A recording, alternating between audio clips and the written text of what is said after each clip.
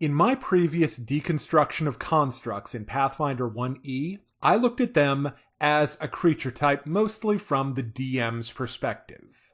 But now it's player time, so get your character sheets ready because I'm going to be cluing you in on all the magical, mechanical, madcapped fun you can bring to your next Pathfinder 1E adventure, including the basics of construct creation, what classes and archetypes work well with constructs, some items for your shopping list, and even summonable constructs. Doesn't that sound interesting? But before we get into it, if you're looking to take your game further, join the D6 Damage Discord.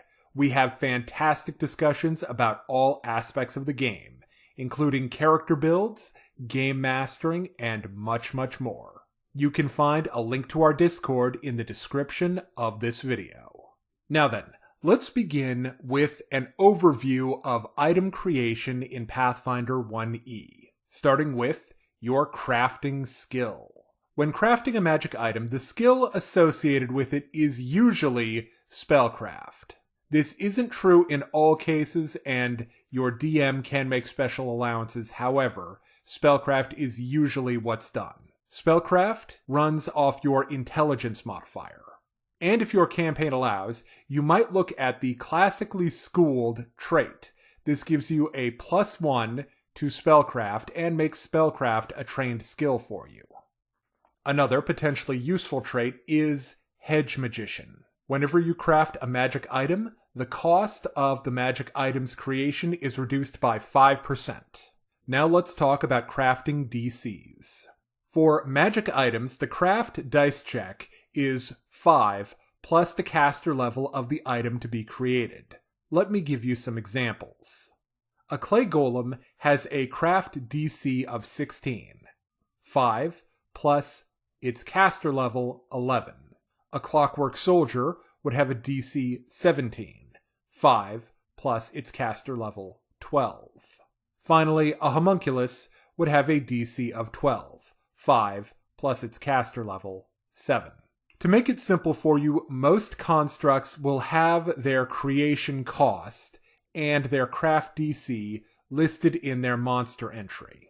To go back to clay golems, creating a clay golem would cost you 21,500 gold pieces.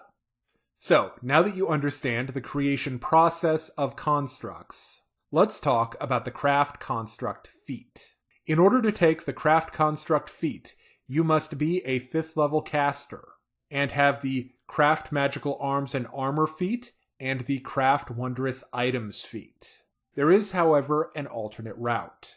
Alchemists can take the Promethean Disciple Discovery. This allows them to substitute their total ranks in craft alchemy. This does not include bonuses from their intelligence modifier, as their caster level when crafting a construct. And the alchemist must use craft alchemy when creating constructs. You also get craft construct as a bonus feat with this discovery. Now, let's move on to some of the best classes for crafting constructs. Top of the list is Wizard. Wizards get item creation bonus feats. Because their spells run off intelligence, they're always going to have a great intelligence score, which will fuel their item crafting. And on top of that, wizards get arcane discoveries. One to look at would be Arcane Builder. This gives you a +4 bonus to your spellcraft check and reduces the time to craft magic items by 25%. Now, if you want your wizard to get into the golem crafting fun right off the bat, you could take the Golem Constructor Arcane Discovery. With this discovery, you'll pick a golem type, such as Stone Golem or Iron Golem. You count as having the craft construct feat for creating this type of golem. Now, since I mentioned the discovery, you can probably guess that Alchemist is also very good for creating constructs. And if you go that route, you're definitely going to want the Promethean Disciple Discovery. Alchemists get a lot of bonuses to their craft alchemy skill, so even though you'll be incurring DC penalties making it more difficult when you go to craft your constructs, because you lack the knowledge of certain spells, Your innate alchemical crafting abilities will easily overcome that challenge for you. The final class that has potential as a construct crafter is Witch. As a witch, you get access to the Animate Object spell. Also, because witch spells run off intelligence, you'll have a high spellcraft skill. Finally, witches have a large repertoire of spells known, so you'll keep the DCs low by having most of, if not all, of the spells required for creating a magic item. Now that you have an idea of the classes that give you access to constructs, let's get into the nitty-gritty and look at how you make that magic happen. Starting with one of the easiest ways, the Animate Object spell. This is a level 6 spell for clerics and witches. You can animate one small object per caster level, or one medium object per 2 caster levels, or one large object per 4 caster levels, or one huge object per 8 caster levels. This spell is great for quick and dirty constructs in a pinch, and it can be made permanent with the permanency spell. Unfortunately, witches do not get access to that, so you'll need to find someone to do it for you.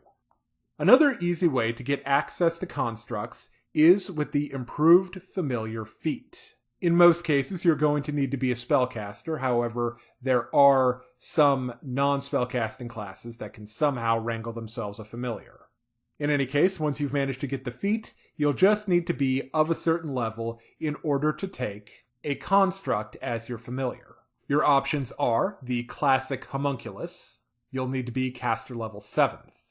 I broke down homunculi and the aftermarket augmentations they can get in part 1 of my construct video.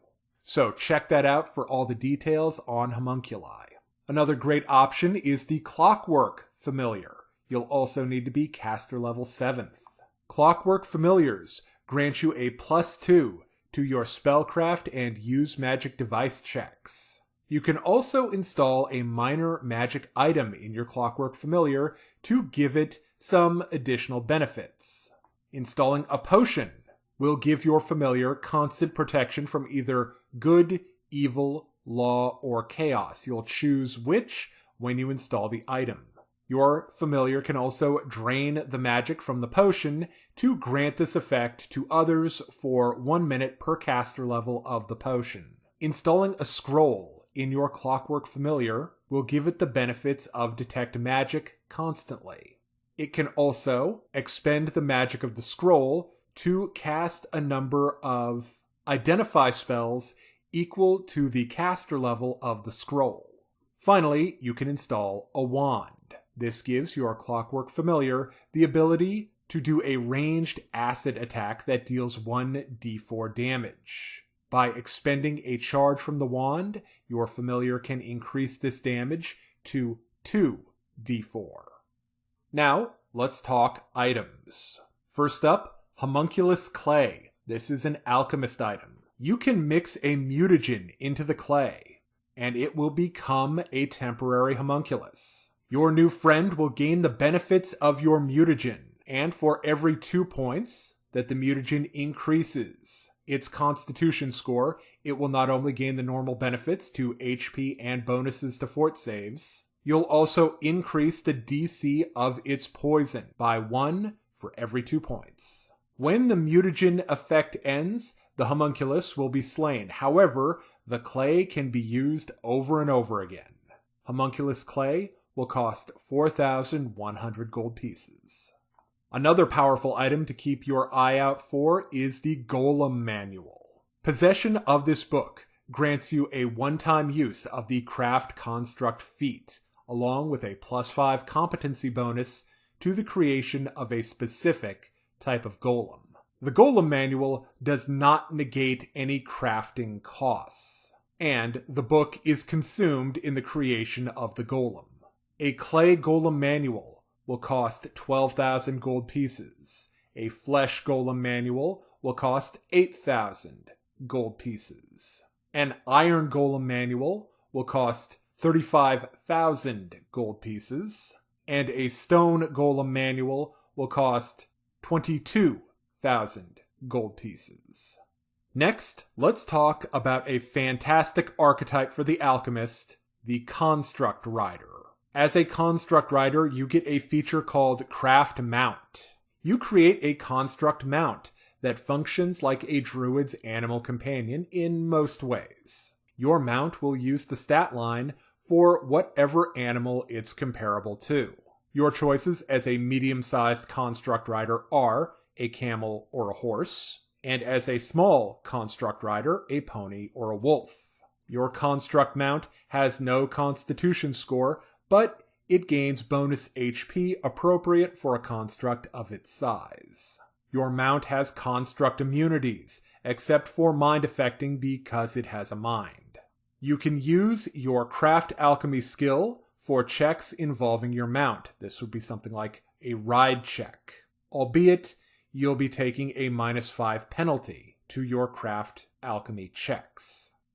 The Craft Mount class feature replaces Brew Potion, Mutagen, your 4th level discovery, and you'll produce 1 fewer extracts per level.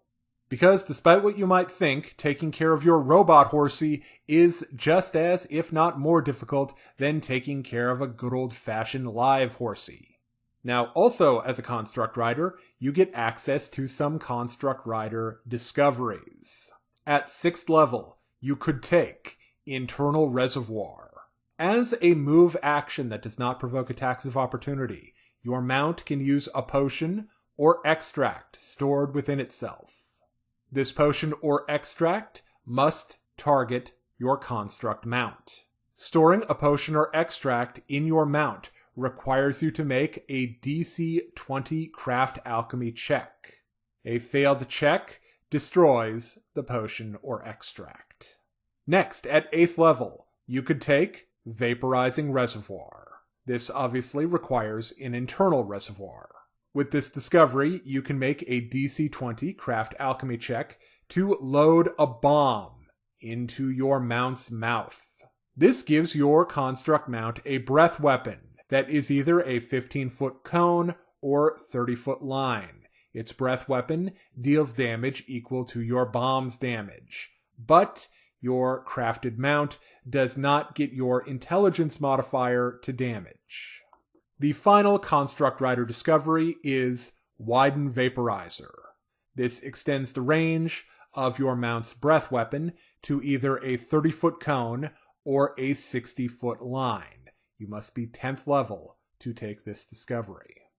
Now that I've gone over the constructs that you can build, let's talk about the ones that you can summon. These bad boys are the Inevitables. They are lawful, neutral, construct-like outsiders created to fight the forces of chaos. They have the Constructed trait. This means they get all the resistances of constructs. Things like mind affecting, necromancy, paralysis, poison, stun, etc. Also, Inevitables are constantly under the effects of true speech, meaning that they can communicate with anyone and anything. Some Inevitables for you to think about are the Arbiters. These are tiny outsiders. They often serve as familiars for lawful spellcasters. You could grab one with the improved familiar feat. With one of these little guys as your capable and orderly assistant, you'll have access to some cool spell-like abilities, such as Detect Chaos, Make Whole, and the standard Commune. Also, Arbiters get a plus 16 to their stealth score for being really good at scouting. Another Inevitable just itching to bring the fight to the forces of chaos is the Zelkahut. These lawful enforcers attack with electrified chains that deal 2d6 plus 7 plus 1d6 electric damage. They have damage resistance 10, bypassed by chaotic, and spell resistance 20. They also have a few cool spell-like abilities, such as True Seeing, Hold Monster, Mark of Justice, and Lesser Gios. The final Inevitable I'll go over is the Kolyarut. These guys are the enforcers of bargains and contracts. They attack with Bastard Swords for 1d10 plus 8 damage, and they've got spell-like abilities, of course, such as Discern Lies, hold person, suggestion, hold monster, and quest/geos. You may have noticed powerful enchantments are pretty standard fare when you're dealing with inevitables. You'll be able to summon and bargain with inevitables with spells like Planar Ally, a 6th level cleric spell, or Planar Binding, a 6th level wizard spell. But if you're interested in a more long-term working relationship with inevitables, might I recommend the Inevitable Eidolon for the Unchained Summoner. Your construct outsider friend has the biped base form. This gives it arms, legs, and a slam attack. Your inevitable counts as both a construct and an outsider for effects like Bane. At first level, it will get a +4 bonus against death effects, necromancy, disease, paralysis, poison, sleep, and stun. At 4th level, your inevitable gets a +4 bonus to saves against mind affecting and is immune to non-lethal damage, fatigue, and exhaustion. At 8th level, it becomes immune to disease and poison. At 12th level, it gains DR5 bypassed by chaotic, as well as immunity to sleep and true speech. Finally, at 16th level, it loses its +4 to saves against necromancy and gains good old-fashioned immunity to necromancy effects, as well as ability damage, ability drain, and energy drain. Finally, I'd like to leave you with even more inspiration for constructs from other media, starting with the Elder Scrolls. In the land of Tamriel, there were no greater builders of artifice than the Dwemer, before they disappeared, of course. But venturing into their vast mechanical subterranean realms, which are very machine-like in and of themselves, like you're exploring some vast engine, and encountering their clockwork servants, such as the terrifying steam centurions, dwarven spheres, and those little crawler guys that like to zap you when you're not paying attention. There are also the Vex from Destiny. These ancient machines jump willy-nilly through time and space. And there are some really great sequences where you encounter them in low power mode, where they're just waiting to activate to pursue the inscrutable will of the Vex hive mind. I'd also recommend you check out the Ultra Robots from Samurai Jack. These are some of the most fiendish opponents our past future samurai has to take on as he journeys to get back home. Not only are they state-of-the-art robotics, they're powered by the dark energies of the Dark Lord Aku himself. Now, if you are in mind for one of the less good, but still pretty damn good Conan the Barbarian stories, I would recommend The Devil in Iron. This sees the archetypal barbarian taking on an iron colossus in an abandoned ruin that can only be harmed by weapons of some strange alien metal. Finally, let's end with the grimdark future of a galaxy very close at hand. Specifically, the Forge of Souls and its dark master, Vashtor. This mechanically inclined chaos demigod is the creator of the Soul Grinder daemon engines. Powerful amalgams of machine and daemon that are created within the warp itself, and hold no loyalty to any of the 4 great chaos powers. Thank you very much for watching Part 2 of the D6 Damage Guide to Constructs in Pathfinder 1E. Now, if you're looking for books and miniatures for Pathfinder or D&D, check out Noble Knight Games. You'll find a link in the description. And if you're in the mood for a haunted house adventure, check out Sorceress, the Dietrich House, a module for 4 level 3 characters. Available right now on DriveThruRPG.